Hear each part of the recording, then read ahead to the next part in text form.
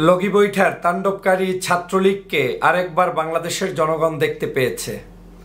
আজ ঢাকা বিশ্ববিদ্যালয় সহ সারা বাংলাদেশের বিভিন্ন বিশ্ববিদ্যালয়ে কোটা সংস্কার আন্দোলনে যে সকল ছাত্রছাত্রী নিয়োজিত ছিল, মিছিল করতেছিল, মিটিং করতেছিল, আন্দোলন করতেছিল, তাদের উপরে বর্বরোচিত হামলা করেছে ছাত্রলীগ।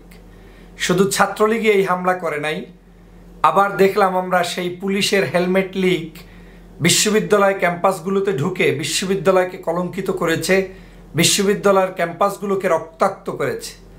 আপনারা জানেন, ভাড়া করা টোকাইদেরকে ডেকে এনে তারপরে আমাদের বাংলাদেশের ছাত্র আন্দোলনে যারা সম্পৃক্ত সেইখানে যে সকল ছাত্রী বোনেরা রয়েছেন তাদের উপরে আক্রমণ পর্যন্ত করতে একটু দ্বিধাবোধ করে নাই এই ফ্যাসিবাদী হাসিনার দালাল বাহিনী। ঢাকা বিশ্ববিদ্যালয়ের মতো জায়গায় যখন ছাত্রলীগ এখন নেতৃত্ব শূন্য, তাদের ছাত্র সংখ্যা দিককে ছাত্রলীগ করার মানুষ পায় না, তখন তারা ভাড়াটে কিছু গুন্ডাদেরকে এনে তারপরে সেই জায়গায় মিছিল করাতে হয়। এবং সেই ভাড়াটে লোকদের হাতে আপনি কেউ দেখেছেন রামদা, ছুরি, লাঠি, ছোটা বিভিন্ন ধরনের অস্ত্র সজ্জিত হয়ে তারা আজকের সেই ছাত্রীবোন সহ ছাত্র ভাইদেরকে হতাহত করেছে। এখন পর্যন্ত যে সকল নিউজ এসেছে, বিভিন্ন জায়গায় আমাদের এই ছাত্র আন্দোলনে যারা সম্পৃক্ত রয়েছে, অধিকারের জন্য যারা লড়াই করেছে, তাদের মধ্যে প্রায় 200-র অধিক মানুষকে এখন পর্যন্ত ওরা হসপিটালে পাঠিয়েছে এবং তারা অনেকেই ঝুঁকিপূর্ণ অবস্থায় দিনাতিপাত করছে। আজ এই কঠিনতম আন্দোলন, যেই আন্দোলন হচ্ছে সাধারণ শিক্ষার্থীদের আন্দোলন, যেই আন্দোলনে কোনোভাবেই কারো আক্রমণ কাম্য ছিল না, যেই আন্দোলনটি একটি নির্দলীয় আন্দোলন, সেই আন্দোলনটাতে পর্যন্ত এই পাষণ্ড ছাত্রলীগ বসে থাকতে পারেনি। আপনাদের নিশ্চয়ই মনে আছে, বাংলাদেশের যতগুলো মানুষের উপরে আক্রমণ হয়েছে সবগুলো আক্রমণের সাথে এই পৈশাচিক দলটির সম্পর্ক রয়েছে। আপনারা জানেন, বাংলাদেশের 28শে অক্টোবর লগি বৈঠার পুনরাবৃত্তি আবার এই বাংলাদেশে ঘটাতে চায় ফ্যাসিবাদী শেখ হাসিনার এই দালাল গোষ্ঠীটি।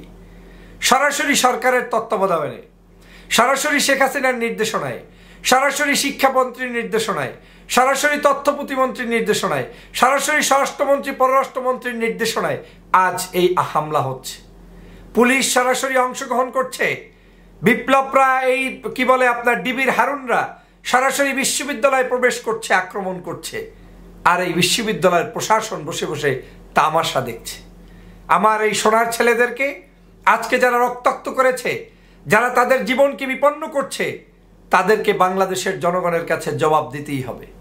আজ শেখ হাসিনা সকালবেলা উঠেই মিথ্যা ইতিহাস চর্চা শুরু করে দিয়েছেন রোকেয়া বিশ্ববিদ্যালয়কে, মানে রোকেয়া হলে যারা আজকের মিছিল করেছে গতকালকে, কে তুমি কে আমি, রাজাকার রাজাকার, কে বলেছে স্বৈরাচার স্বৈরাচার, এই মিছিলকে বিকৃত করে শেখ হাসিনা উপস্থাপন করতে গিয়ে স্বাধীনতার ইতিহাসকে পর্যন্ত মিথ্যাচার করেছে।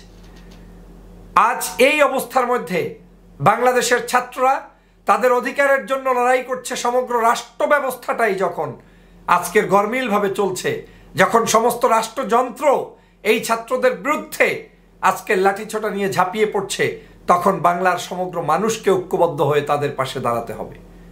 আমি অবাক হয়েছি যে বিশ্ববিদ্যালয়ের শিক্ষার্থীদেরকে মারার জন্য টোকাই ভাড়া করতে হয়। এর চেয়ে লজ্জার, এর চেয়ে অপমানের আর কি থাকতে পারে আপনার কাছে বলেন? সমস্ত জায়গাটা রক্তাক্ত করা হয়েছে, এমন কোনো জায়গা নেই যেখানে রক্তাক্ত হয়নি। ঢাকা বিশ্ববিদ্যালয়, রাজশাহী বিশ্ববিদ্যালয়, চট্টগ্রাম বিশ্ববিদ্যালয়, ইসলামী বিশ্ববিদ্যালয়, কুষ্টিয়া বিশ্ববিদ্যালয়, জগন্নাথ বিশ্ববিদ্যালয়, সব বিশ্ববিদ্যালয়গুলোকে, জাহাঙ্গীরনগর বিশ্ববিদ্যালয় সহ সব জায়গায় আজকে তারা কলঙ্কিত করেছে, আজকে তারা রক্তাক্ত করেছে।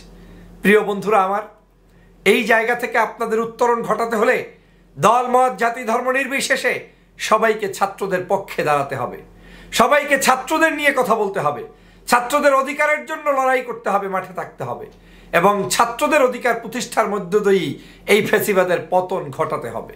আর না হয় বাংলাদেশের মানুষ মুক্তি পাবে না। কোথায় আজকের সেই নারীবাদীরা, যখন নারীদেরকে পিটিয়ে পিটিয়ে রক্তাক্ত করা হয়েছে?